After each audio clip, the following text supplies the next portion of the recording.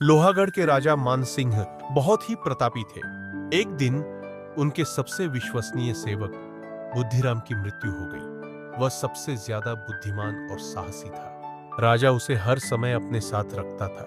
उसकी मौत के बाद राजा ने बहुत से सैनिकों की परीक्षा ली, लेकिन बुद्धिराम वाली बात किसी में नहीं थी। ऐसे में गुस्से में उन्होंने एक ऐसे दरबारी का चुनाव कर लिया जो बहुत ही मूर्ख था।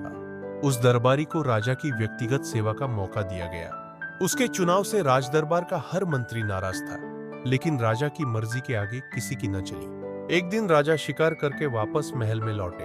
वो बहुत ज्यादा थक गए थे, तो उन्होंने अपने दरबारी से कहा, मैं सोने जा रहा हूं, तुम जरा देखना कि कोई मुझे परेशान ना करे। ये कहकर राजा अपने कमरे में चले गए। दरबारी राजा के कमरे के बाहर पहरा देने लगा। राजा शांति से सो रहे थे कि अचानक से एक मक्खी राजा के कमरे में चली गई। दरबारी भी उसके पीछे पीछे चला गया। उस दरबारी ने मक्खी को निकालने की बहुत कोशिश की, लेकिन वह राजा के कमरे से बाहर ही नहीं निकल रही थी। दरबारी गुस्से में आ गया।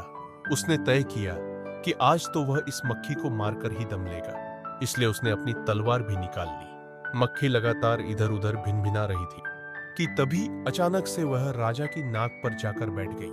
गुस्से में दरबारी ने उस पर तलवार से वार किया।